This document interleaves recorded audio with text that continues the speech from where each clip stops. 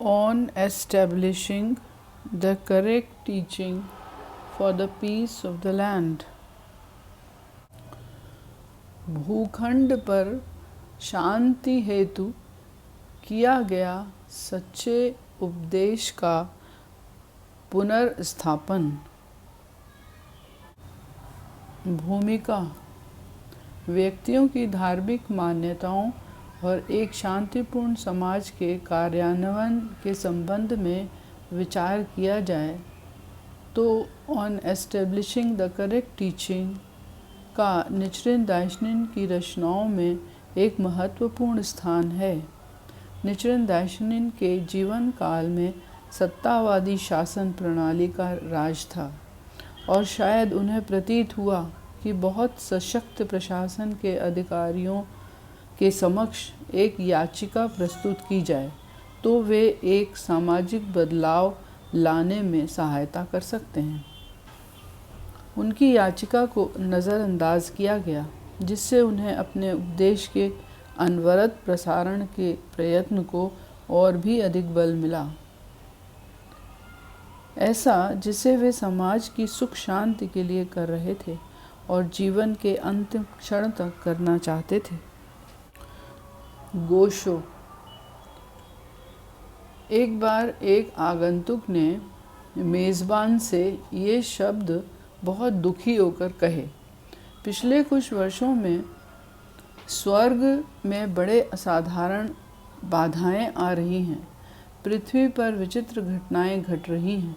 दुर्भिक्ष या अकाल और महामारी पूरे भूखंड पर प्रत्येक राज्य को प्रभावित करते हुए सर्वत्र फैल रही है। घोड़े और बैल रास्तों पर मर रहे हैं और प्रमुख रास्तों पर पीड़ित समूहों की हड्डियां पड़ी हैं। अभी तक आधी जनता मृत्यु का ग्रास बन चुकी है और शायद ही कोई व्यक्ति बचा हो जो शोकाकुल न हो।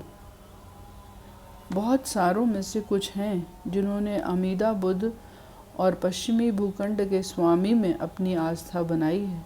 दूसरे जिन्हें विश्वास है कि मेडिसिन मास्टर हमारे सारे कष्ट हर लेगा या हमें रोगों से मुक्त कर सकता है, और सूत्र का उच्चारण करते हैं जो पूर्वीय भाग के 10 कम वन का वर्णन करते हैं। कुछ लोग लोटस सूत्रा के इस गद्यांश में विश्वास रखते हैं जो कहता है उसका रोग समाप्त हो जाएगा और उसे बुढ़ापे और मृत्यु का भान नहीं होगा, अर्थात वह इनसे त्रस्त नहीं होगा। इन शब्दों द्वारा वह सूत्र की पूजा करते हैं। दूसरे लोग भी हैं जो सूत्र के इस गद्यांश पर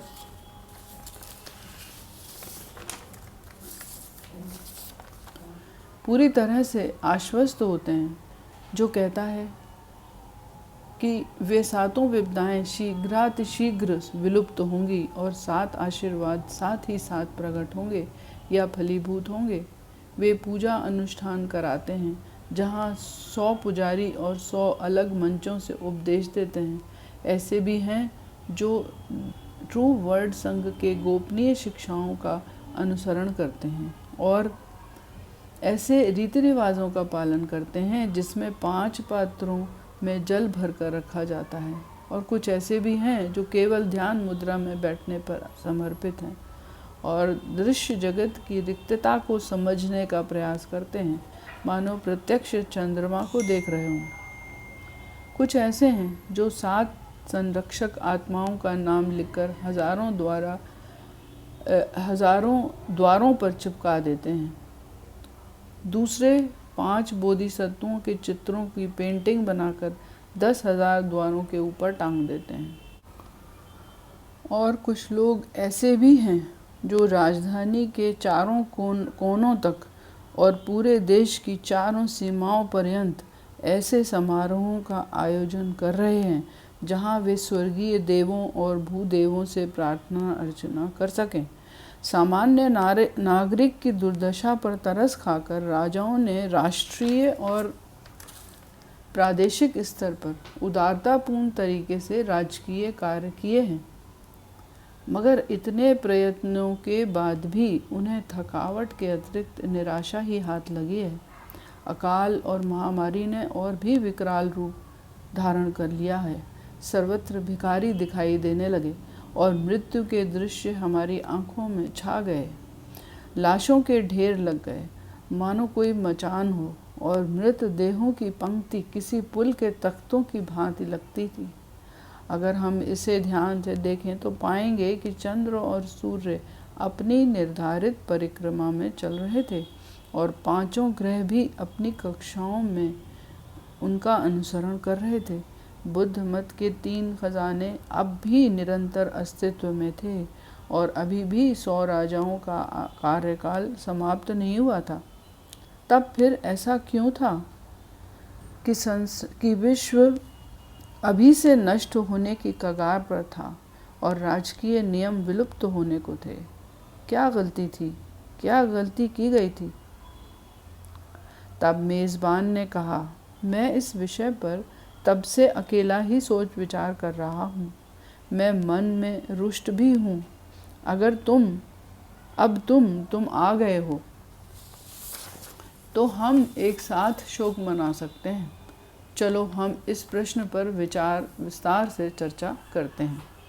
जब एक व्यक्ति अपना गृहस्थ जीवन त्याग कर बुद्ध मत की राह पर चल पड़ता है, क्योंकि उसे आशा रहती है कि वह बुद्ध की शिक्षाओं के द्वारा प्रबुद्धता को प्राप्त कर सकता है, किंतु अब देवों को द्रवित करने के सारे प्रयास प्रभावहीन हो गए हैं और बुद्ध की शक्ति के समक्ष प्रस्तुत की गई याचिकाओं का भी कोई परिणाम नहीं निकलता। जब मैंने ध्यान से आज के विश्व की वस्तु स्थिति को देखने का प्रयास किया तो मैंने देखा कि लोग संशय करने लगे हैं, क्योंकि नामी धामी पुजारियों में से समझदारी की कमी है।